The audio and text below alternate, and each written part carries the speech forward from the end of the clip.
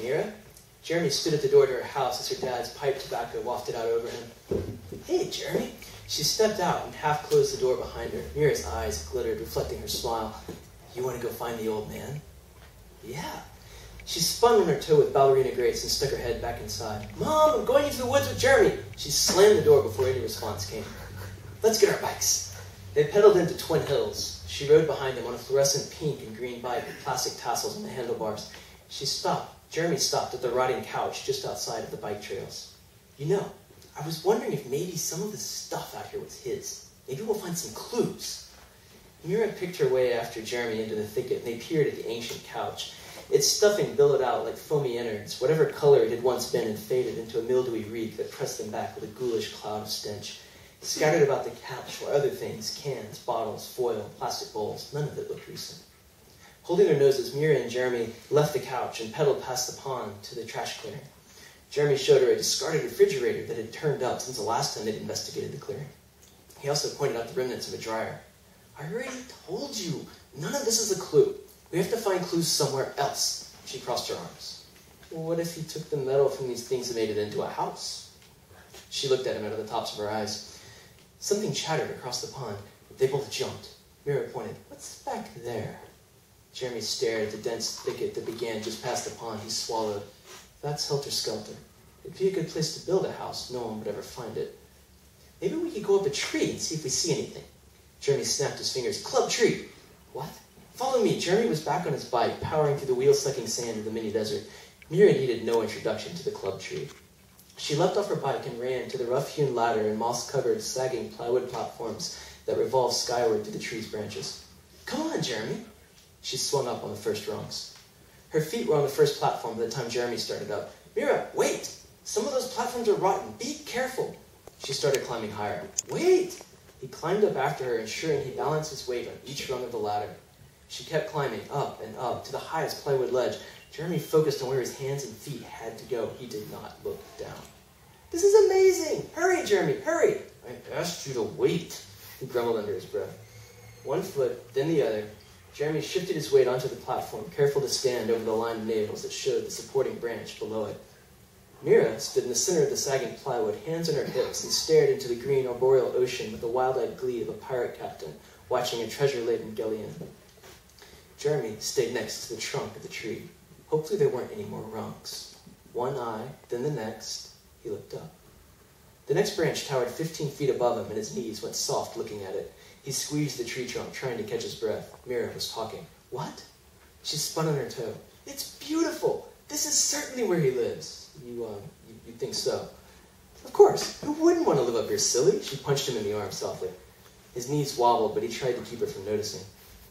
Why are you way back here? You can't see anything. Come on. She took his hand and dragged him to the center of the platform. Jeremy held his breath and tried to keep his feet over the line of nails. Ow, you're hurting my hand. Oh, sorry. Jeremy relaxed his grip. They were not much higher than the other trees. Below, he could see the pond and the tar pit through the gaps in the branches. Everywhere else, the dense canopy of helter-skelter stared back in a confusing riot of evergreen. Jeremy shuddered. You okay? Just a chill. The far western sky caught his eye. Beyond the canopy of trees, just to the right of the towering power plant smokestacks, the sun set in a rapture of purple and gold and orange and baby blue. She followed his gaze. It's a pretty sunset, huh? Jeremy nodded and realized this meant it would be dark soon. Do you think he still lives up here? Mira crossed her arms. Oh, I don't know. Kelly swears she saw him. Jeremy tried to keep his balance, but his knees made little circles and his hips felt like a wobbling stack of mismatched dinner plates. He wanted to go back to the trunk where he could hold on, but he forced himself to stand still. If he didn't move, his knees wouldn't buckle, right? What if he comes back? Her eyes rounded, her voice dropped. And we'd better not be up here. Hurry! She crossed the platform with a quick stride that made the entire tree move. Jeremy crumbled to all fours, fingernails clutching the mossy plywood. The tree kept moving. It took a few minutes for him to start breathing again. Mira swung down the rungs like a chimpanzee. Come on, Jeremy! Stand up and walk to the trunk.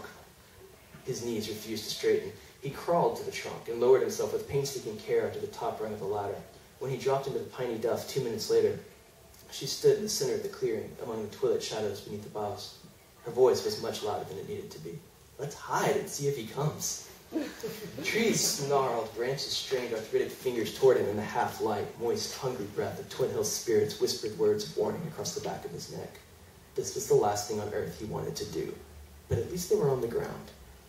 He followed her to the north side of the small clearing as his confidence crumbled. A bush concealed them and their bikes.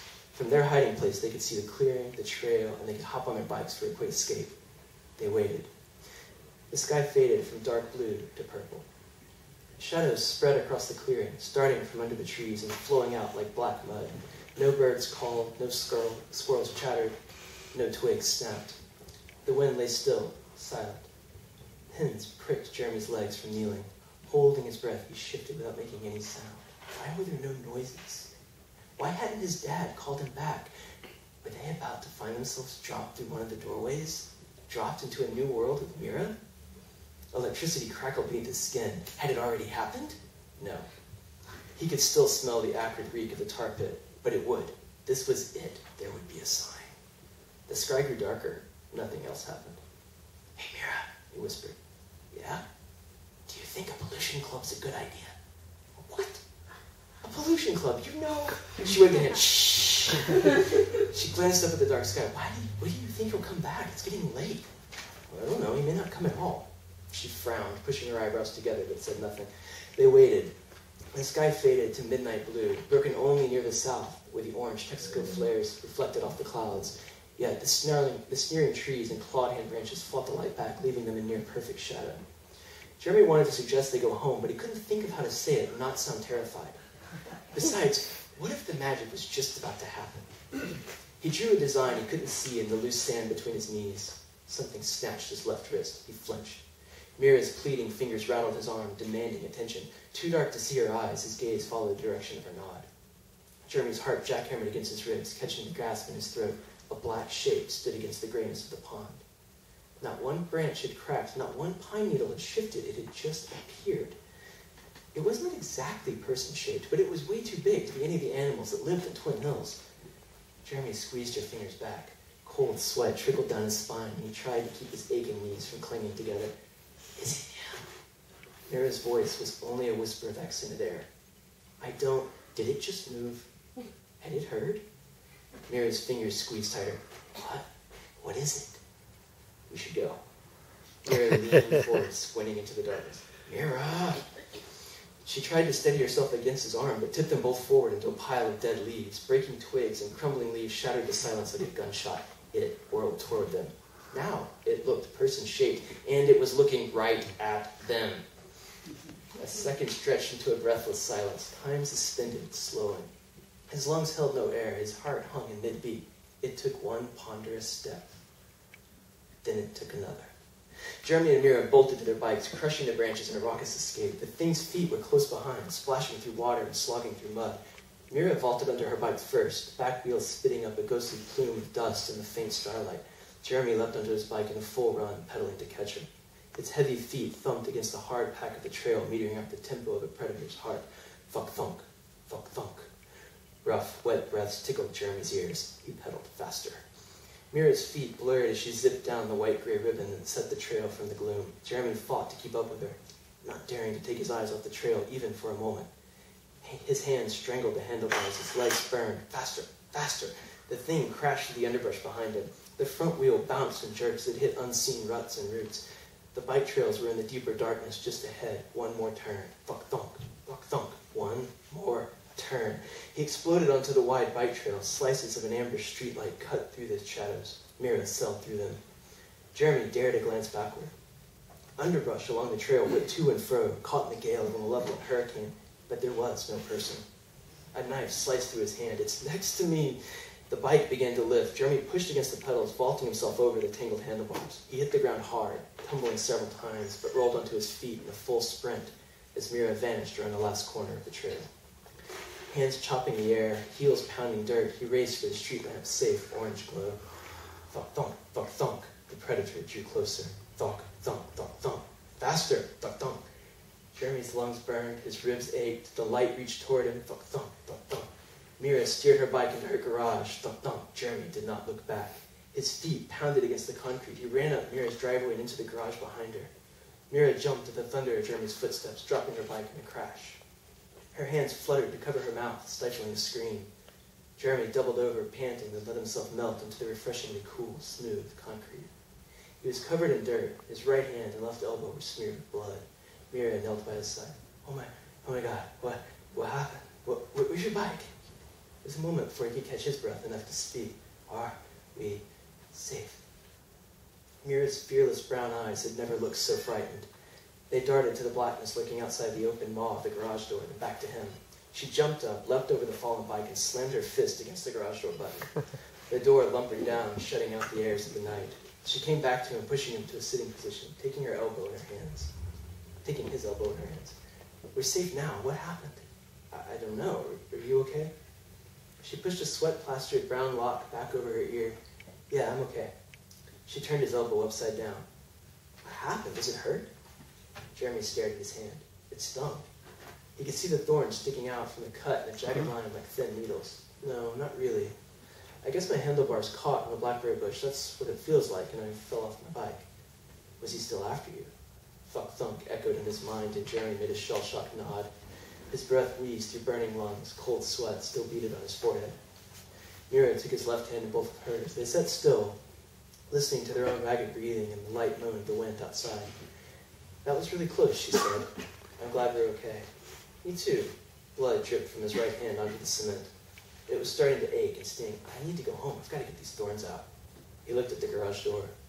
He would have to go out the garage, around her house, and up his driveway to get home. The thought of opening that garage door made his stomach backflip. Mira followed his gaze. Come this way. She pulled him to his feet and into her house. It smelled of tobacco and baked chicken. Mira, where have you been? Supper is ready, Mrs. LeBlanc said, but her stern voice vanished when she saw Jeremy. She bent to him. What happened? Mira waved her mother back. Jeremy crashed his bike. I'm taking him out the front door so we can go to his house. Jeremy said nothing. Mira led him to the front door where the black night waited like a coiled snake. From there, it would be a quick dash into his own garage. She stepped into the porch's tiny pool of yellow light. He followed. They stood close, hand in hand, straining their eyes against the poised darkness that hung on the light's edge. They saw nothing, but that was no longer comforting. She squeezed his hand. He squeezed back. Ravenous shadows stared back, waiting, eternally waiting. You want me to walk you there? Jeremy looked at her, reading the fear mixed with concern in her eyes. No, it'll be okay. I'll run. She nodded. I guess we found him. Jeremy shrugged. You'll be okay? Mira! Her mother's shout made them both flinch. Their shoulders scrunched to their ears. Supper's on the table. Come on. I have to go. He nodded, not relishing the thought of another sprint through the darkness, but even more, he did not want to let her hand go. He took her other hand. Mira, get in here! Her mom's steps echoed just on the other side of the door. She flicked his hands like reins. Go now. He took a deep breath and bolted, across the shadows, up his driveway, into his garage, and through the back door. He slammed the door shut behind him, collapsing on the green linoleum, never so happy to be inside. Thanks.